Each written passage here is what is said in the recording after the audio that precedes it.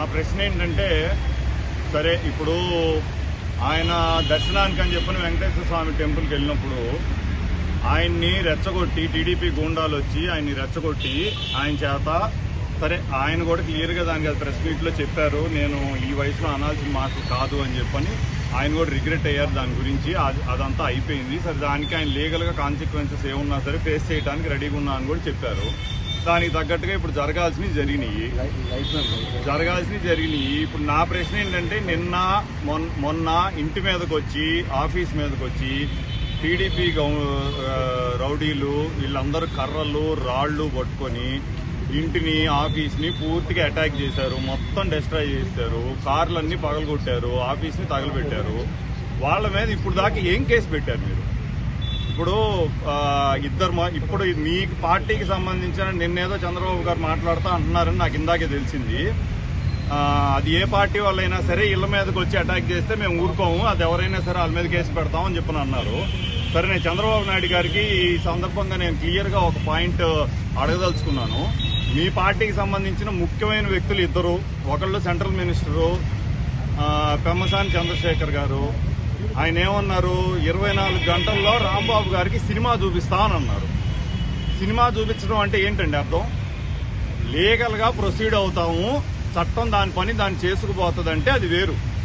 సరే, అది లాస్ట్లో ఏదో తోకలాగా తగిలిచ్చారు, కానీ సినిమా చూపిస్తాం 24 గంటల్లో అంటే ఏంటి ఆయన అర్థం? సినిమా చూపిస్తాం అని చెప్పి ఇళ్ల మీదకి వచ్చి అటాక్ చేసి, ఇళ్ల మీదకి వచ్చిన వాళ్ళల్లో గుంటూరు 2 లోకల్ ఎమ్మెల్యే గల్లా మాధవి గారు వాళ్ళ హస్బెండ్ వాళ్ళండి ఫిజికల్ గా హరాస్ చేశారు. యాక్చువల్ గా నల్లపాడు పోలీస్ స్టేషన్ లో పెట్టారండి అరెస్ట్ చేశాక. నల్లపాడు సిఐ, ఇంకా పట్టాభిపురం సిఐ వెంకటేశ్వర్లు, నల్లపాడు సిఐ వంశీ, వీళ్ళిద్దరూ ఇంకా పక్కన ఉన్న కానిస్టేబుల్ హెల్ప్ తీసుకొని వాళ్ళైతే ఇబ్బంది పెట్టడం, టార్చర్ చేయడం జరిగింది.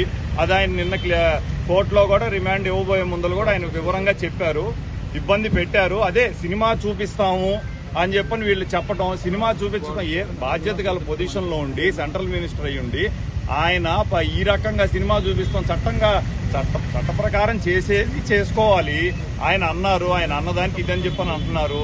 దానికి ముందు ఏం జరిగింది? దానికి ముందు మీరు లడ్డూ విషయంలో పశువుల అవశేషాలు కలిసినవి అని క్లియర్ గా పంది కొవ్వు, ఆవు కొవ్వు, ఫిష్ ఆయిల్ ఉందని లోకేష్, పవన్ కళ్యాణ్, చంద్రబాబు ప్రెస్ స్టేట్మెంట్ ఇచ్చారు. స్టేజ్ మీద ఉన్నప్పుడు మాట్లాడారు, పలు సందర్భాల్లో ప్రొజెక్ట్ చేశారు.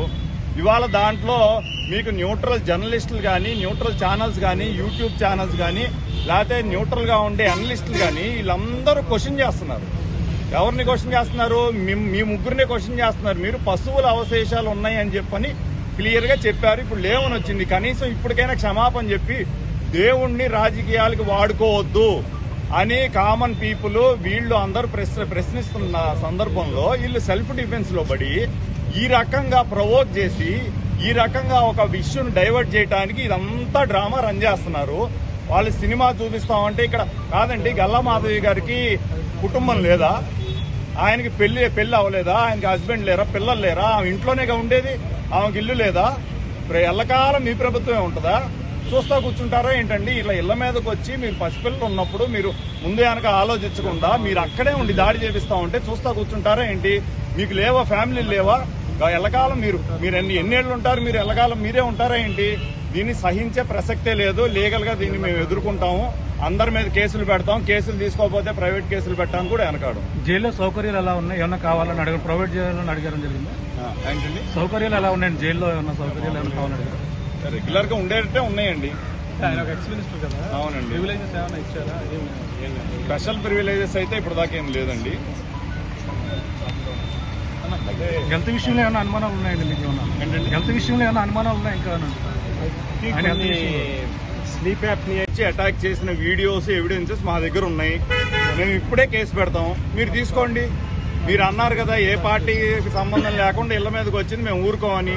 మీ ఎమ్మెల్యే, మీ లోకల్ ఎమ్మెల్యే గల్లా మాధవి గారే వాళ్ళని జనాల్ని తీసుకొని ఈ రూపాయి పావుల రౌడీలందరినీ తీసుకొని ఈ రాడ్లు, కర్రలు, కత్తులు తీసుకొని వచ్చి క్యాస్ట్ పేరు పెట్టి ఇష్టం వచ్చినట్టుగా మాట్లాడి అబ్యూజ్ చేసి బూతులు తిట్టి ఇంట్లో ఆడవాళ్ళు మాత్రమే ఉండంగా, ఇంట్లో ఆడవాళ్ళు 5-6 పసిపిల్లలు ఉండంగా వాళ్ళు వచ్చి బూతులు తిట్టి అద్దాలన్నీ పగలగొట్టి చేసిన దాంట్లో క్లియర్ కట్ గా ఎవిడెన్స్ మా దగ్గర సీసీటీవీ ఎవిడెన్స్లు అన్నీ ఉన్నాయి.